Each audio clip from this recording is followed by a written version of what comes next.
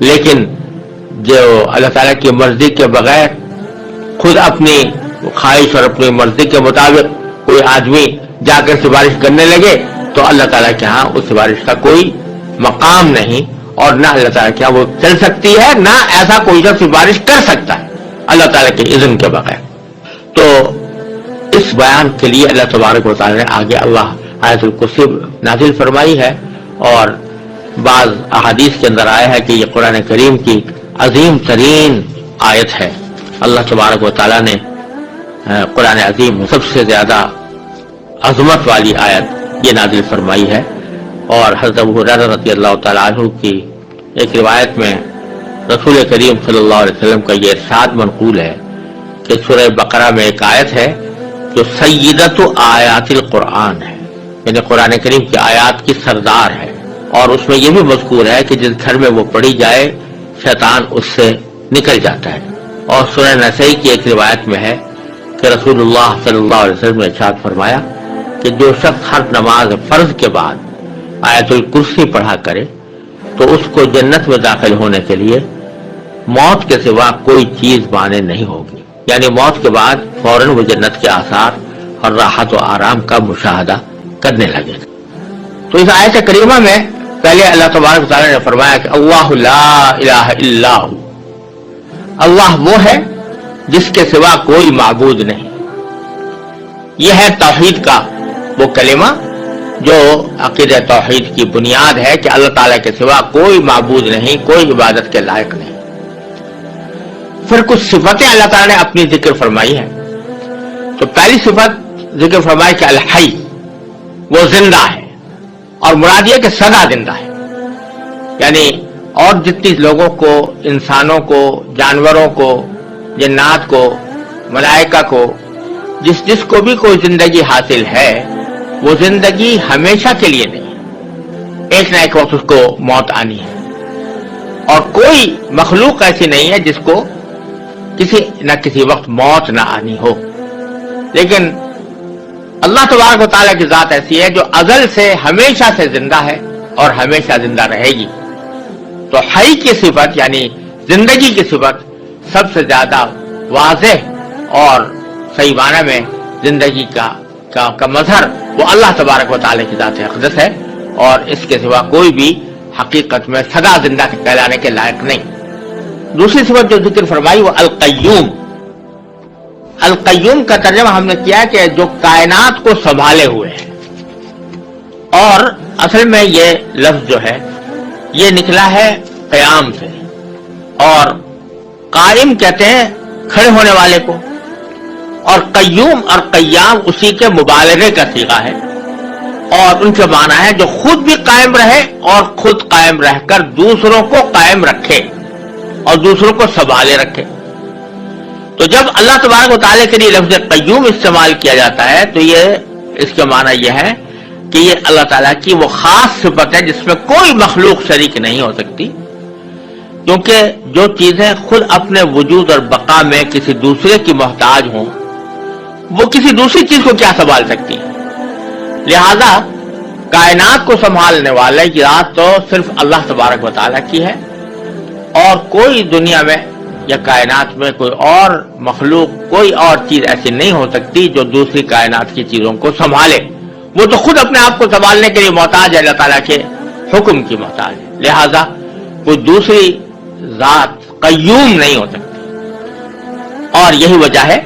کہ چونکہ یہ اللہ تبارک و تعالیٰ کی مخصوص صفت ہے جو کسی اور کے لیے استعمال نہیں ہو سکتی، اس لیے کسی انسان کو قیوم کہنا جائز نہیں۔ یہ جو ہمارے ہاں رواج چل پڑا ہے کہ جن لوگوں کا نام عبد القیوم ہوتا ہے ان کو عبد القیوم کے بجائے بگاڑ کے صرف قیوم بولتے ہیں، ایسا کہنا گناہ ہے، کیونکہ قیوم آپ کسی انسان کو قیوم کہہ کر بلا رہے ہیں تو گویا اس کو اللہ تعالیٰ کی مخصوص صفت اس کی طرف منسوب کر رہے ہیں، اور اسی کا نام شرک ہے۔ اگرچہ یہ چونکہ بے خیالی میں ہوتا ہے اس لیے ہم اس کے اوپر کفر اور شرک کا فتویٰ نہیں لگائیں گے، لیکن اس طرح کرنا جو شرک کی علامت ہے، ایسا کوئی عمل کرنا جو شرک کا مظہر ہو، یہ کسی طرح بھی جائز نہیں ہے۔ ہمارے ہاں جو رواج پڑ گیا ہے عبد القیوم کو قیوم کہہ کر بلانے کا، عبد الرحمن کو رحمان کہہ کر بلانے کا، عبد الرزاق کو رزاق کہہ کر بلانے کا، یہ بہت ہی غلط طریقہ ہے اور اس میں اللہ بچائے شرک کا اندیشہ ہے، لہذا اس سے ہمیشہ پرہیز کرنا چاہیے۔ پھر اللہ تعالیٰ نے فرمایا کہ لا تاخذہ سنۃ ولا نوم، اللہ تبارک و تعالیٰ کو نہ کبھی اونگ لگتی ہے اور نہ نیند، یعنی کہا یہ جا رہا ہے کہ زندہ تو ہے لیکن تم اپنی طرح کی زندگی پر قیاس نہ کرنا کہ جیسی تمہاری زندگی ہے، کہ اس زندگی میں تم محتاج ہو اس بات کے کہ کبھی نہ کبھی تمہارے اوپر موت جیسی نیند طاری ہو، اگر وہ نیند نہ آئے تو تم پریشان ہو جاتے ہو اور تم تھک جاتے ہو، لیکن اللہ تبارک و تعالی ان تمام چیزوں سے بے نیاز ہے، نہ اس کو اونگ لگتی ہے۔ سینہ کہتے ہیں ابتدائی نیند کا جو ابتدائی حصہ ہوتا ہے، جس کو اردو میں اونگ سے تعبیر کر سکتے ہیں، اس کو سینہ کہا جاتا ہے، اور نوم باقاعدہ پوری نیند کو کہتے ہیں۔ تو اللہ تعالیٰ کو نہ اونگ لگتی ہے اور نہ نیند۔ پھر فرمایا کہ لہو ما فی السماوات و ما فی الارض، اسی کے لیے ہے جو کچھ ہے آسمانوں میں اور جو کچھ ہے زمین میں، یعنی زمین و آسمان کے درمیان جتنی چیزیں ہیں، زمین و آسمان کے اندر جتنی چیزیں ہیں، وہ ساری کی ساری اللہ تعالیٰ کی ملکیت ہیں، کوئی اور ان کی ملکیت میں اللہ تعالیٰ کا شریک نہیں، وہ خود مختار ہے، اس کے قبضہ قدرت میں سب کچھ ہے۔ جب یہ بات ہے تو اشارہ اس طرف ہے کہ جس شخص کے یا جس ذات کی قدرت میں اور اس کے احاطہ علم میں ساری کائنات ہو اور وہ جو چاہے کرنے پر قادر ہو، ساری کائنات کی چیزیں اس کی ملکیت ہوں، اس کو اپنا کاروبار خدائی چلانے کے لیے کسی شریک کی حاجت کیوں ہو؟ شریک کی حاجت تو اس کو ہوتی ہے کہ جو کسی نہ کسی جگہ حاجت مند ہوتا ہے، تو اپنی حاجت پوری کرنے کے لیے وہ کسی کی مدد چاہتا ہے۔ اللہ تبارک و تعالیٰ کو اس کی کوئی ضرورت نہیں، ساری کائنات اس کی ملکیت ہے۔ پھر فرمایا کہ من ذا الذی یشفع عنده الا باذنہ، اللہ تبارک و تعالیٰ کی اجازت، جو تمہارے دل میں تصور ہے کہ یہ دیوتا جو ہیں یہ خود اپنی مرضی سے اللہ تعالیٰ کے یہاں سفارش کر دیں گے اور اللہ تعالیٰ ان کی ناز برداری کرتے ہوئے ان کی سفارش قبول کر لیں گے، یہ خیال غلط ہے۔ اللہ تعالیٰ کے یہاں کوئی سفارش اللہ تعالیٰ کی اجازت کے بغیر نہیں کر سکتا۔ ہاں، جن کو اللہ تعالیٰ خود ہی حکم دے دے، اجازت دے دے، جیسے پیغمبروں کو بعض مرتبہ اجازت دی جائے گی اور نبی کریم صلی اللہ علیہ وسلم کو شفاعت کا منصب عطا فرمایا جائے گا۔ تو یہ در حقیقت اللہ تبارک و تعالیٰ ہی کی طرف سے ایک انداز کرم ہے اپنے بندوں کے اوپر، کہ اس انداز کرم کے تحت اللہ تبارک و تعالیٰ نے کسی کو بندوں کی سفارش کی اجازت عطا فرماتی ہے، اس کے تحت وہ سفارش کرتے ہیں۔ ایسا نہیں ہے کہ اللہ تبارک و تعالیٰ کو تو پتہ نہیں تھا کہ یہ شخص آیا قابل معافی ہے یا نہیں ہے، یہ جنت کے لائق ہے یا نہیں ہے، اور پیغمبر کے کہنے سے اللہ تبارک و تعالیٰ نے اس کو جنت میں داخل کر دیا، اس کی مغفرت کر دی، بلکہ اللہ تعالیٰ کے علم ازلی میں ہے ہر شخص کے بارے میں کہ کون شخص جنتی ہے، کون شخص اللہ تبارک و تعالیٰ کے ہاں مقبول اور مقرب ہے، اور کس کی مغفرت کرنی ہے اللہ تعالیٰ خوب جانتا ہے۔ لیکن ایک انداز کرم ہے کہ براہ راست وہ مغفرت اور رحمت کا معاملہ کرنے کے بجائے اس کو نبی کریم صلی اللہ علیہ وسلم کی یا کسی اور پیغمبر کی شفاعت پر موقوف کر دیا کہ یہ سفارش کریں گے تو ہم یہ کرم فرما دیں گے۔ تو سفارش کرنے والے کا بھی اعزاز ہے، اس میں سفارش کرنے والے کا بھی اکرام ہے، اور ساتھ ہی جس شخص کے ساتھ معاملہ ہو رہا ہے اس کو نبی کریم صلی اللہ علیہ وسلم اور دوسرے پیغمبروں کے ساتھ محبت اور الفت اور تعلق خاطر کا بھی پیدا کرنے کا ایک ذریعہ ہے۔ لیکن یہ وہ شفاعت نہیں ہے جو دیوتاؤں کی سفارش کا عقیدہ جاہلیت کے اندر تھا کہ یہ لوگ اللہ کی مرضی کے برالرغم بھی سفارش کر دیں گے اور وہ سفارش اللہ کے ہاں مقبول ہوگی۔ تو فرماتے ہیں کہ کون ہے جو اللہ تعالیٰ کے ہاں حضور سفارش کر سکے مگر اس کی اجازت سے۔ یعلم ما بین ایدیہم وما خلفہم، اللہ تعالیٰ جانتا ہے بندوں کے تمام آگے پیچھے کے حالات، بندوں کے تمام آگے پیچھے کے حالات جانتا ہے۔ یہ بات اس سیاق میں اسی معنی میں بظاہر کہی جا رہی ہے کہ سفارش عموماً اس موقع پر ہوتی ہے دنیا میں کہ مثلا ایک صاحب اقتدار ہے، اس کو کسی کے حالات کا علم نہیں ہے، پتہ نہیں ہے کہ یہ آدمی نیک ہے یا اچھا ہے یا اس کی مدد کرنی چاہیے یا اس کو کوئی اچھا منصب دینا چاہیے، کوئی عہدہ دینا چاہیے، اس کو تو پتہ نہیں ہے۔ اب اس کا کوئی مقرب شخص آ کر اس کے پاس کہتا ہے کہ میں فلاں بندے کی سفارش کرتا ہوں کیونکہ یہ میری نظر میں اچھا آدمی ہے اور اس میں عہدے کی صلاحیت رکھتا ہے، تو اس کے کہنے کی بنیاد پر جانتا ہے، علم اس کو اس سے حاصل ہوتا ہے، خود اس کا علم کچھ نہیں ہوتا، لیکن تو سفارش کی ضرورت ایسے موقع پر پیش آتی ہے۔ اس کو تو دھیان تھا نہیں اصل آدمی کو، لیکن کسی نے سفارش کے ذریعے اس کو متوجہ کر دیا، سفارش کے ذریعے اس کو علم دے دیا کہ یہ آدمی مستحق ہے۔ لیکن اللہ جل جلالہ چونکہ یعلم ما بین ایدیہم وما خلفہم، انسانوں کے تمام آگے پیچھے کے حالات کو خوب جانتا ہے، اس واسطے اس کو کسی کی سفارش کی حاجت ہی نہیں ہے کہ اس کو فیصلہ کرنے کے لیے کسی آدمی کی سفارش کی ضرورت ہو کہ وہ بتائے کہ فلاں آدمی مستحق ہے اور فلاں غیر مستحق ہے۔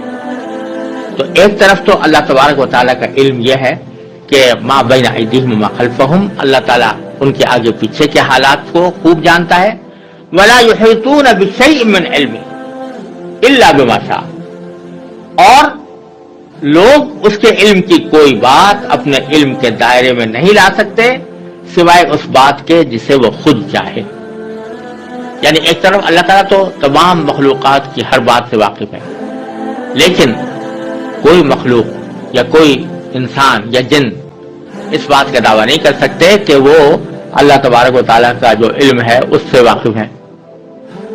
بلکہ اللہ تعالیٰ کے علم کا کوئی احاطہ نہیں کر سکتا۔ ہاں البتہ جتنا علم اللہ تعالیٰ کسی کو دینا چاہتا ہے اتنا وہ عطا فرما دیتا ہے۔ تو اس سے ایک طرف اس بات کی نفی ہوئی کہ کوئی بھی مخلوق عبادت کے لائق نہیں ہے، ایک تو اس بات کی نفی ہوئی، دوسرے اس بات کی نفی ہوئی کہ بعض لوگ انسانوں کی طرف ایسے علم کی نسبت کر دیتے ہیں جو اللہ تعالیٰ کی خاص صفت ہے، علم غیب اللہ تعالیٰ کی خاص صفت ہے، اس کو انسانوں کی طرف منسوب کر دیتے ہیں۔ تو اللہ تعالیٰ فرماتے ہیں کہ یہ علم غیب کسی کو نہیں ہو سکتا، کوئی مخلوق اللہ تعالیٰ کے علم کا احاطہ نہیں کر سکتی الا بما شاء،